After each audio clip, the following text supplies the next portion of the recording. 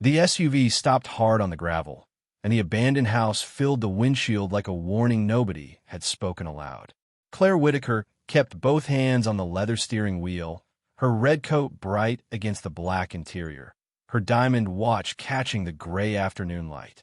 Beside her, Isaiah Reed sat in a clean white work shirt with paint trapped under one thumbnail, a cracked phone on his knee, and a school voicemail from his daughter, Zoe, waiting unanswered.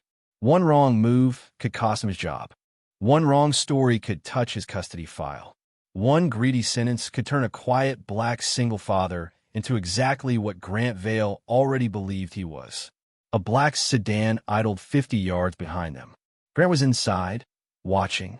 Claire looked at the collapsing porch, then at Isaiah, because the part of her that trusted him had started to scare her. "That land is worth $8 million, she said. "Tell me what you would do if it was yours." Isaiah did not look at the acreage. He looked through a broken kitchen window at 3 blue chalk marks on a doorframe. The lowest one had a child's name beside it, Maya. Then he opened the passenger door and said, "Claire, this house isn't empty. If old houses in your city still hold old secrets, drop your city below and subscribe, because one blue mark on that wall was about to change everything." Claire did not answer. She had brought Isaiah here to learn whether love had made her stupid. 3 weeks earlier, she had watched him return an envelope of contractor cash that no one would have known was missing, then stay after hours to fix a loose school rail before a child could fall. Since then, she had remembered his hands more than his face, steady, careful, never reaching for what was not his. That was what frightened her. Men in her world knew how to perform goodness when cameras were near. Isaiah had done it in an empty hallway with no applause waiting. So Claire had chosen the ugliest place she owned, the one place where men usually showed her what they wanted from her. She had expected numbers from him, not asking, not begging, just the tiny shift men made when poverty suddenly realized opportunity was sitting within reach. But Isaiah stepped out slowly, not like a man impressed by wealth, and not like a man afraid of ruin. His boots sank into the wet grass.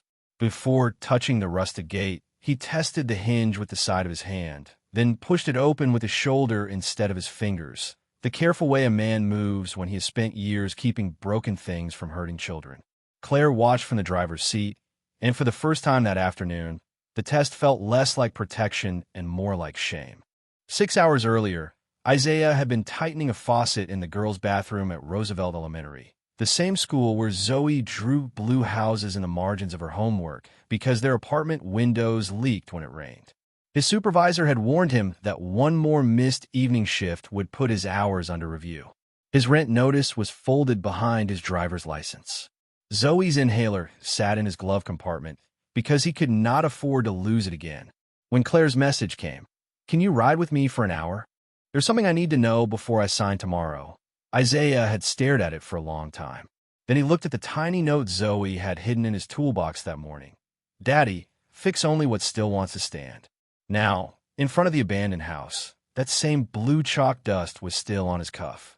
And when Isaiah reached the back steps, he stopped so sharply that Claire finally got out of the SUV. The blue chalk mark Isaiah saw through that broken kitchen window did not belong to the abandoned house alone. That was why his hand had gone still on the rusted gate, and why Claire Whitaker's question about $8 million had suddenly sounded smaller than the silence behind it.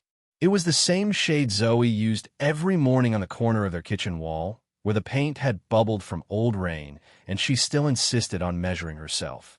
6 hours before Claire's SUV ever touched that gravel road, Isaiah Reed had stood barefoot in that small apartment, holding a butter knife like a carpenter's level, while Zoe pressed her back against the wall and tried to make herself taller. "Don't cheat the wall," he told her. Zoe lifted her chin. "I'm not cheating. I'm becoming." He smiled without showing how tired he was. The stove clicked behind him. One egg split between 2 plates. The better half went on Zoe's toast. On the table sat a yellow envelope from the landlord, a folded notice from Roosevelt Elementary about family night, and a custody review reminder from the county office. None of them shouted. Together, they made a kind of weather. Isaiah moved through it quietly. He checked Zoe's inhaler, shook it once, listened to the thin rattle inside, then slipped it into his jacket pocket with the care another man might give a gold watch. At Roosevelt Elementary, he was the man who fixed sinks before they flooded classrooms, tightened loose stair rails before small hands grabbed them, and stayed late when teachers forgot the people who made buildings safe also had children waiting somewhere. 3 weeks earlier, Whitaker Urban Renewal had sent donors and contractors through the school to inspect a renovation Claire's company had funded. Isaiah had found a cash envelope left inside a supply closet beside a contractor's clipboard. Nobody saw him pick it up. Nobody would have known if he had kept it. He carried it straight to the front office, then walked back to the second-floor stairwell because a railing near the music room had begun to pull loose from the wall. Claire had been standing at the end of the hall, unseen behind a group of administrators, when Isaiah tested the rail with 2 fingers and said, "This passes on paper. It fails in child's hand." That was the first sentence of his she remembered. Not because it flattered her, because it did not. His supervisor, Mr. Hanley, stopped him before first bell that morning, holding a clipboard like it was a verdict. "You missed tonight's shift, Isaiah. There may not be one to come back to." Isaiah looked past him at a little boy tying his shoe in the middle of the hallway, right where a rolling cart could hit him. He stepped around Hanley, moved the boy gently to the wall, then answered. "Understood. No argument. No pleading. Just one word, placed down clean." In his toolbox, beneath washers and tape, lay an old city housing code booklet with cracked corners. On the inside cover, Zoe had drawn a blue house and written, "Daddy fixes what people give up on." By 3 o'clock, Isaiah's phone had 26% battery, 2 missed calls from the landlord, and 1 message from Claire Whitaker. "Can you meet me at Whitaker Tower before 5? There's something I need you to look at before I sign tomorrow." Isaiah stared at the words while the school intercom announced family night volunteers. Zoe would be on that little stage in 4 hours. Then a black company car slid to the curb outside the maintenance entrance, too polished for that side of the school.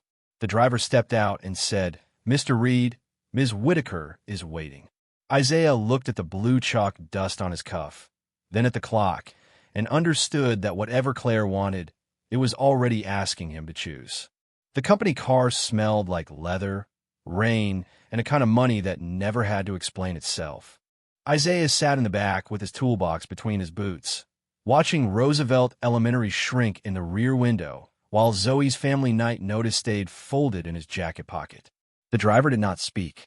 His eyes kept flicking to Isaiah in the mirror, not rudely enough to be called rude, just long enough to remind him that a man in a work shirt did not usually ride this way unless something was broken.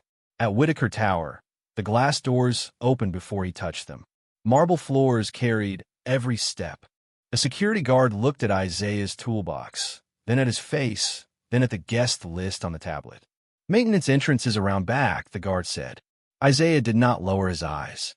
Then somebody sent the wrong car. The guard's jaw tightened. Before he could answer, a woman in a charcoal suit crossed the lobby with a badge clipped to her waist and worry hidden under perfect makeup. "Mr. Reed," she said a little too loudly, "Ms. Whitaker is expecting you." The guard stepped aside, but not with apology. Isaiah noticed things without collecting them as insults. The polished elevator wall reflected his old boots beside the assistant's heels, his cracked phone beside her silver one, the blue chalk dust on his cuff beside the clean line of her sleeve. 42 floors up, the boardroom looked over the city like it owned the weather. Claire stood at the end of a long table, her red coat over one arm, her blonde hair pinned back tighter than it would be in the SUV before sunset. Behind her, a screen showed a photograph of an abandoned house. Sagging porch, broken windows, waist-high grass. The house that would soon fill a windshield like a warning. "Isaiah," Claire said. She did not smile. Not because she was cruel, because smiling would have admitted she needed something she had not decided she deserved to need. Beside the screen stood Grant Vale, silver-haired, tailored, comfortable in rooms built to obey him. His eyes moved from Isaiah's toolbox to the faint chalk mark on his cuff. "This is the man?" Grant asked, as if Isaiah were not close enough to hear. Claire's fingers tightened around a brass key. "He once caught a safety failure my paid inspectors missed." Grant gave a small laugh. "At a school railing." In a child's hand, Claire said, and the room noticed she remembered the phrase. Isaiah looked at the photograph on the screen. Paper can miss what a building is trying to tell you. The room went still, not because they understood him, but because he had spoken without asking permission. Claire watched him then, really watched him, and for half a second the guarded CEO at the head of the table looked like someone who already regretted the test she had not yet explained. Grant clicked the remote. A file opened under the photo. Vacant structure, clear for demolition. Isaiah did not react to the words. He reacted to the corner of the image, where a child's blue chalk line had been cropped almost out of frame. "Who took this picture?" he asked. Grant's smile thinned. "Why?" Isaiah pointed not at the house, but at the missing edge of the doorframe. "Because somebody tried very hard not to show the wall." Grant's smile thinned at Isaiah's finger on the cropped photograph. "Or maybe," he said, "the photographer was documenting structural damage, not children's scribbles." He made the word children sound small, like something that belonged outside the room. Isaiah kept his eyes on the screen. He did not raise his voice. "Then show the full frame." The assistant hesitated. Claire looked from Isaiah to Grant, and a thin line appeared between her brows. "Pull up the original." For 1 second, Grant did not move. That was the first thing Isaiah noticed. Not guilt, not fear, just a pause too clean for a man with nothing to hide. The full image appeared. There, on the kitchen doorframe, were 3 blue chalk marks, faint but visible.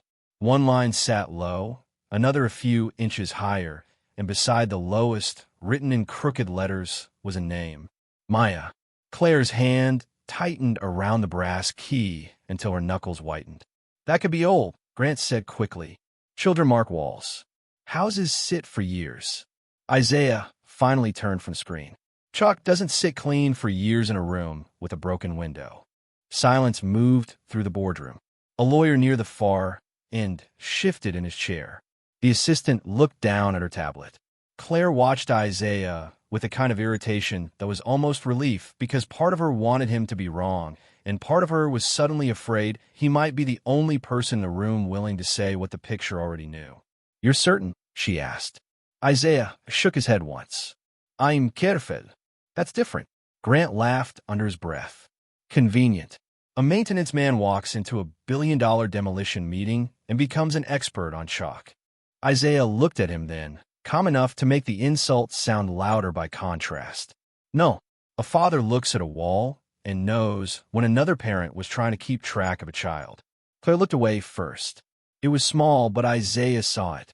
Behind her cold posture, something had landed. Not trust, not yet, but memory. She told the assistant to delay the signing by 1 hour. Grant stepped closer. "Claire, the board expects signatures before close. The permits are clean." "Then an hour won't hurt them," she said. But her voice did not have its usual steel. It had a question in it. That was how, less than 2 hours later, the SUV rolled onto the gravel road and stopped in front of the abandoned house. The same house now stood before them without cropping, without slides, without lawyers making it smaller. Isaiah walked past the porch and around to the back steps. The boards were wet, but one patch of dust near the door had been dragged sideways, recently disturbed. On the sill beneath the broken window, he saw a strip of blue powder where a small hand might have brushed the frame. Claire came up behind him, careful in expensive shoes that did not belong in mud. "What are you seeing?" she asked.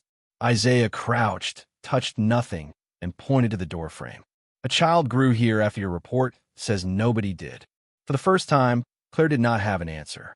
Then Grant's black sedan turned into the drive behind them, and Isaiah heard the low click of a camera before anyone spoke. The click came from Grant Vale's phone, not a news camera, not yet, but it carried the same cold promise.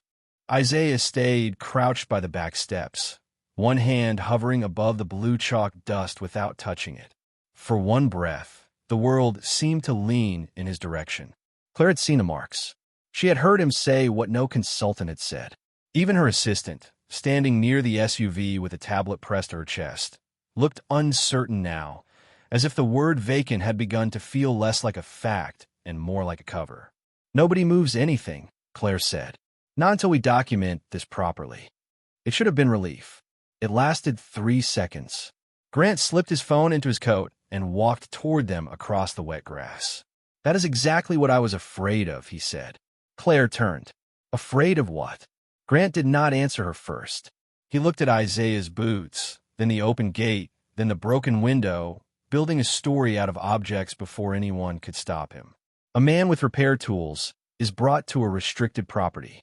Suddenly there are fresh marks, disturbed dust, and a dramatic claim that our report is wrong. Isaiah rose slowly. "I didn't touch the wall. You touched the gate. You walked the perimeter. You were alone near the back steps before Ms. Whitaker reached you." Grant's voice stayed smooth enough to sound reasonable to people who wanted him to be. "And now you want her to delay an $8 million signing because of chalk." Claire's jaw tightened, but she did not defend Isaiah. Not yet. Her eyes moved to the doorframe, then to Grant, then to Isaiah's hands. That tiny hesitation cut deeper than an accusation. Isaiah's phone buzzed in his pocket. Once. Twice. He knew the rhythm before he saw the screen. Roosevelt Elementary.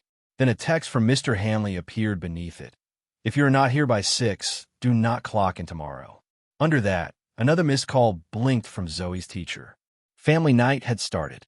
His daughter was waiting with a paragraph about a father who fixed what people gave up on, while her father stood in mud being framed for caring too much about someone else's wall. The assistant stepped closer to the house, but Grant lifted a hand. "Don't. If this becomes evidence, it needs to be preserved." He said evidence as if Isaiah had brought a crime with him. Claire looked at the blue marks again. "Preserved," she repeated, quieter now. "Or controlled." It was the first sharp thing she had said to him all afternoon. Grant's expression barely changed, but something behind his eyes did. He reached into his coat and removed a folded document. "Claire, you asked for honesty. Here it is. He has motive. He needs money.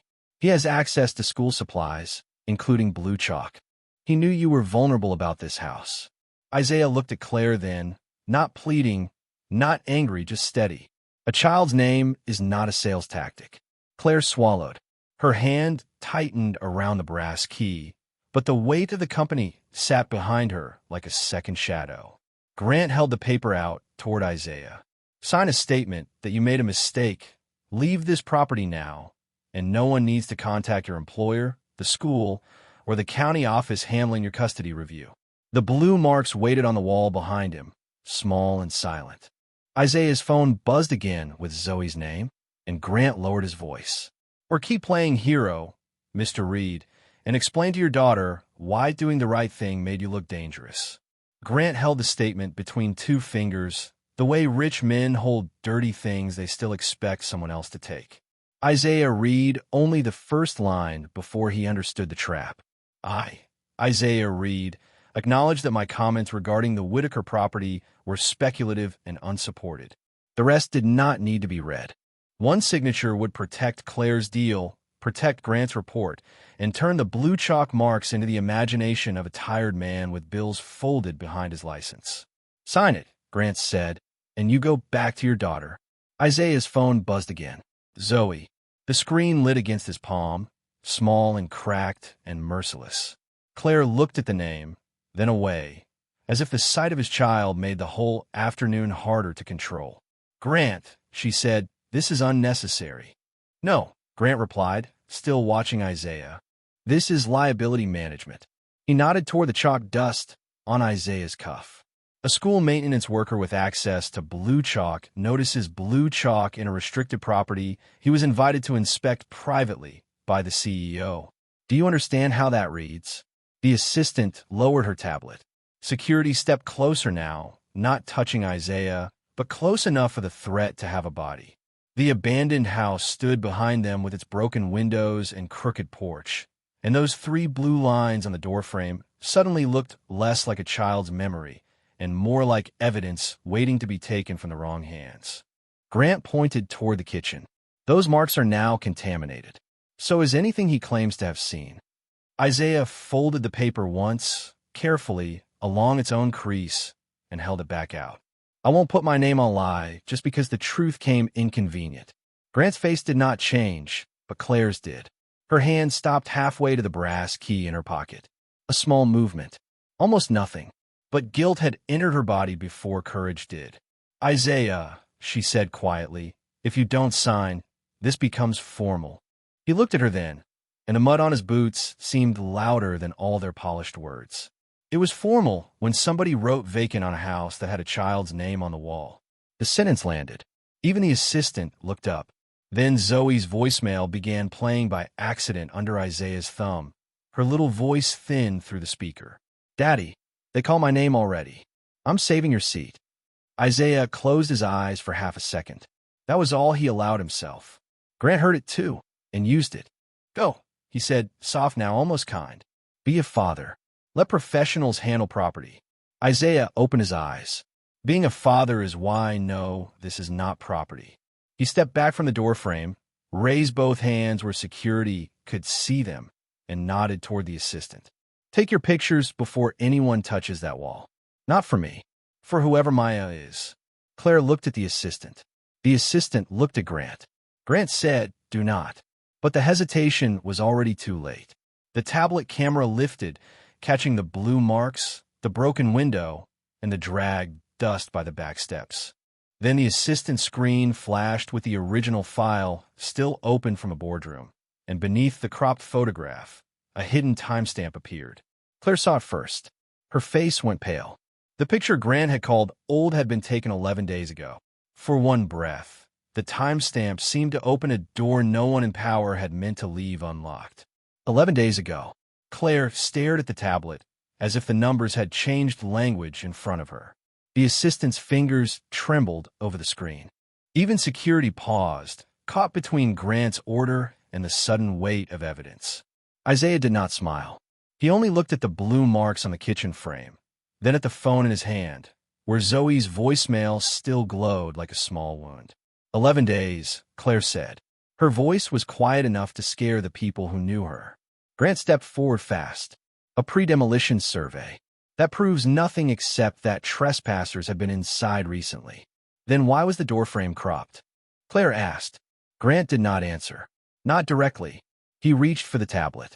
The assistant pulled it back by instinct, and that tiny act of resistance gave the afternoon its first honest sound.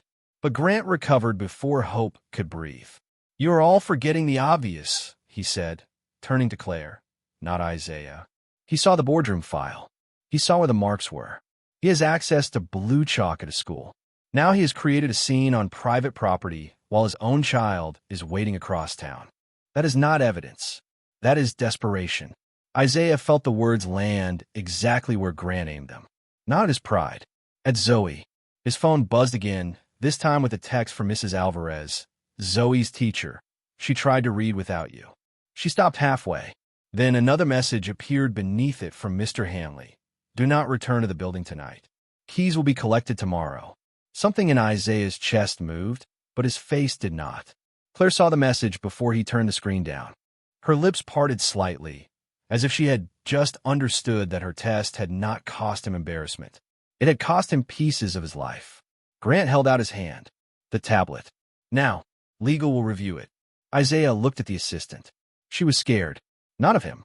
Of losing the kind of job that paid for silence in monthly installments. So Isaiah made the choice before she had to. He stepped away from the house and placed his own cracked phone on the hood of Claire's SUV. Screen unlocked, Zoe's voicemail still visible. Use mine to record, he said. Time, location, all of it. If they say I touched that wall, let the video show I didn't. Grant's eyes sharpened. You are making this worse. Isaiah nodded once. For me, maybe. Then he looked at Claire. But not for Maya. Security moved in. One guard took Isaiah by the arm, formal enough to avoid looking cruel. Claire whispered his name, but did not stop them. Not yet. As they led him toward the black sedan, Grant turned to the assistant and snapped. Lock the Turner file before anyone else sees it. The word hung in the wet air. Turner. Claire's head lifted. Isaiah heard it too, and for the first time all afternoon, Grant Vale looked afraid. Turner.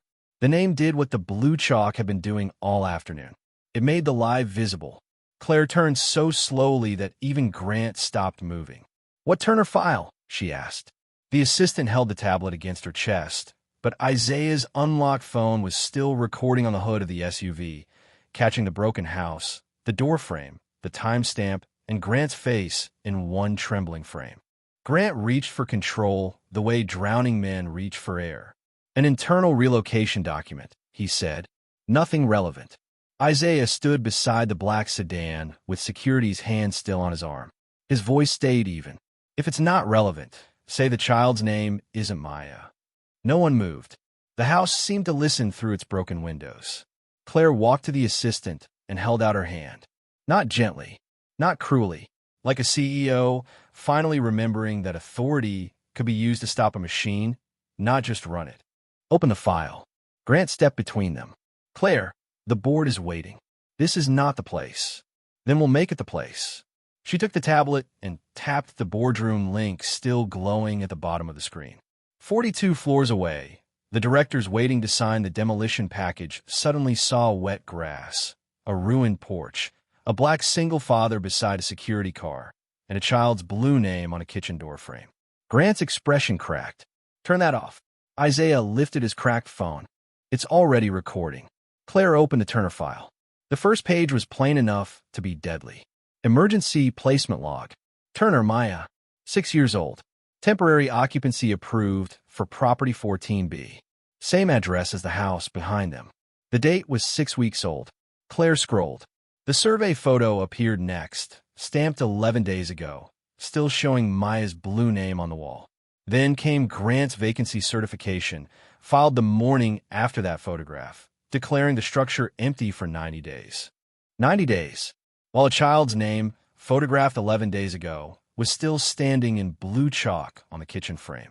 Grant Vale's digital signature sat at the bottom, clean and official.